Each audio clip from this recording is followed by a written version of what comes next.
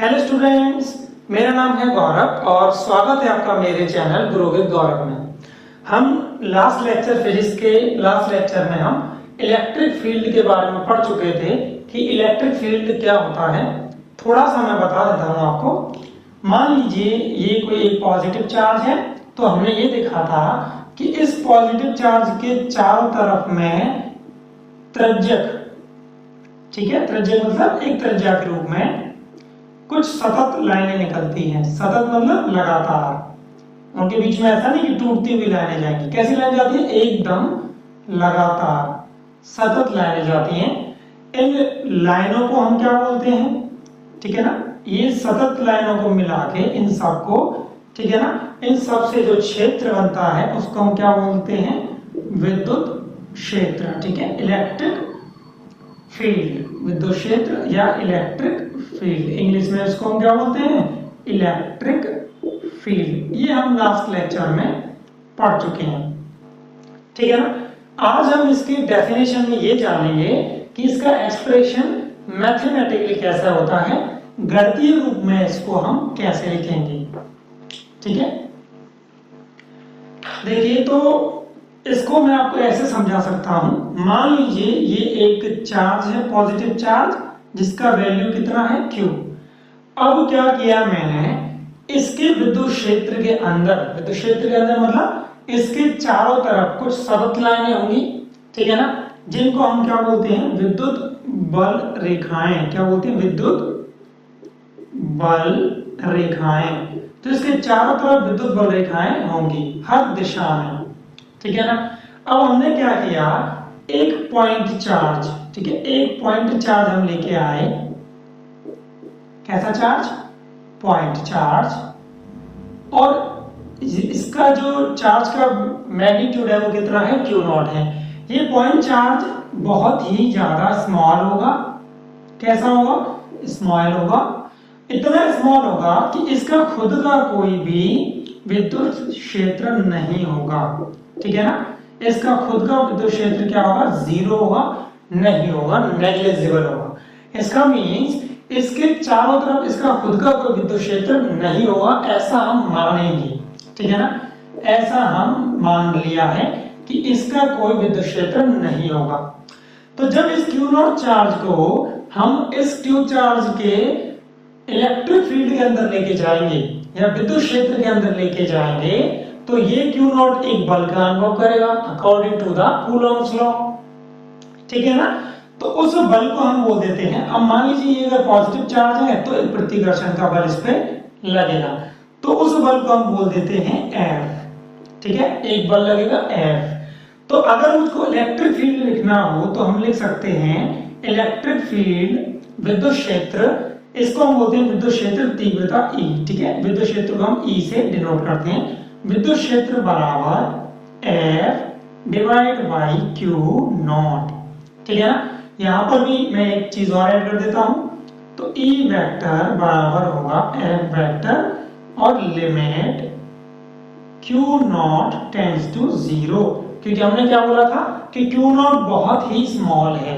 इसका मतलब इसका मैग्नीट्यूड लगभग जीरो की तरफ जा रहा है, ठीक है ना। जैसे कि मान लीजिए 0.00001, बहुत कम मैग्नीट्यूड। तो इसका जो चार्ज का मैग्नीट्यूड है वो कैसा होगा? वेरी स्मॉल होगा, बहुत कम होगा। इसीलिए हम ये मान सकते हैं कि इसका खुद का कोई विद्युत क्षेत्र नहीं होगा। इसका मीन्स इसका जो भी विद्युत क्षेत्र अगर है भी वो नेग्लिजिबल होगा, उसका इस Q के विद्युत क्षेत्र पर कोई प्रभाव नहीं पड़ेगा, या जो प्रभाव होगा वो कैसा होगा? नगण्य प्रभाव होगा। कैसा प्रभाव होगा? नगण्य, ठीक है, ना के बराबर। ये बात हम समझ गए। तो विद्युत क्षेत्र अगर हमको लिखना हो तो हम लिखेंगे limit Q naught tends to zero, इसका मींस Q नॉट जा रहा है जीरो की तरफ। F वेक्टर क्या है? इस Q नॉट पर लगने वाला फोर्स है। अगर ये Q नॉट कैसा होगा? नेगेटिव चार्ज होगा, तो फोर्स होगा वो आकर्षण का हो जाएगा, ठीक है ना। F vector upon Q not. Generally हमने पहले ये बोल दिया है कि Q नॉट का वेरी स्मॉल है, तो डायरेक्टली इसको हम ऐसे भी लिख रहे हैं अभी। तो E वेक्टर बराबर होगा F vector divide by Q not.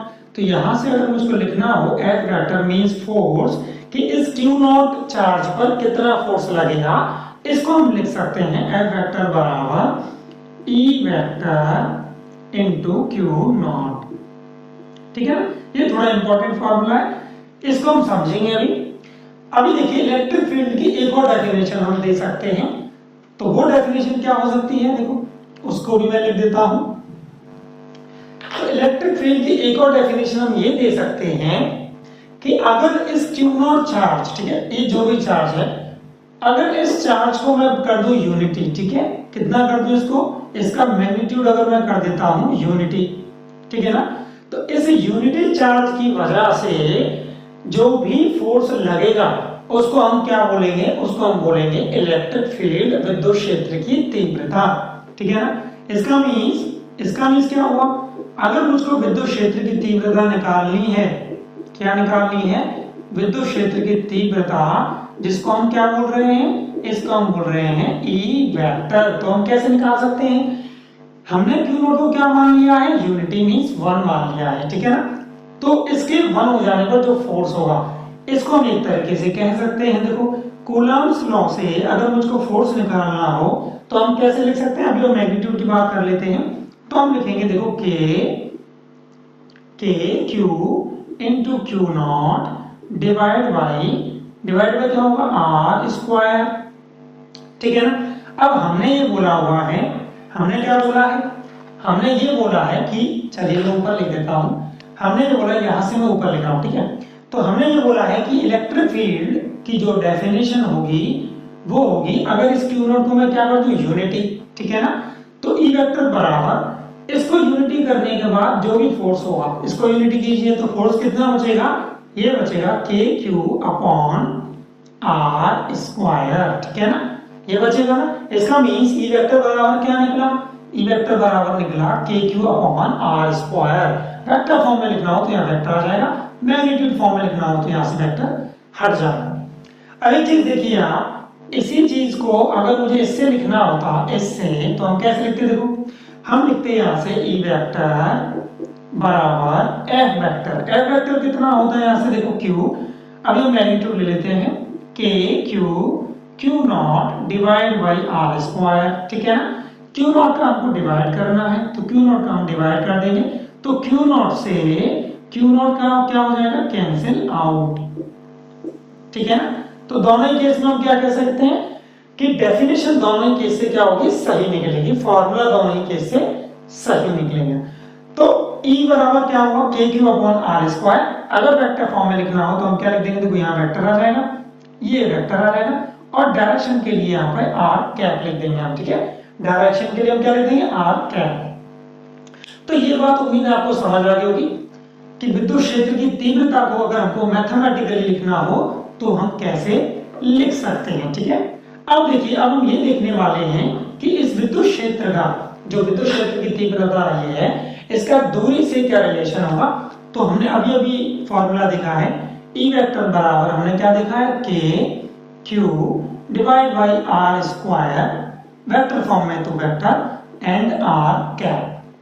ठीक है ना, ये वेक्टर फॉर्म में क्या होगा, विद्युत क्षेत्र होगा। अगर मुझको ये पता करना है कि इसका अगर मैं ग्राफ बनाऊं दूरी के साथ में, ठीक है ना, कि टेस्ट चार्ज, जो हमने टेस्ट चार्ज लिया ना, परीक्षण आवेश, जो स्मॉल आवेश हमने लिया था, तो स्मॉल आवेश को हम क्या बोल सकते हैं, परीक्षण आवेश भी बोल सकते हैं। तो जो परीक्षण आवेश या फिर जो हमने न्यून जो आवेश लिया था ना, न्यून आवेश, स्मॉल आवेश लिया था ना, क्या लिया था हमने, Q नॉट। उस Q नॉट की जो डिस्टेंस है किससे, Q से, वो R है। ठीक है, तो फॉर्मूले से अगर आप देखें, मैग्नीट्यूड की अगर हम बात करें तो हम ये देख सकते हैं जो E होगा वो प्रोपोर्शनल होगा 1/r स्क्वायर के। इसका मींस ये है कि जब कि R 0 होगा तो E कितना होगा, 1/0 इंफिनिटी।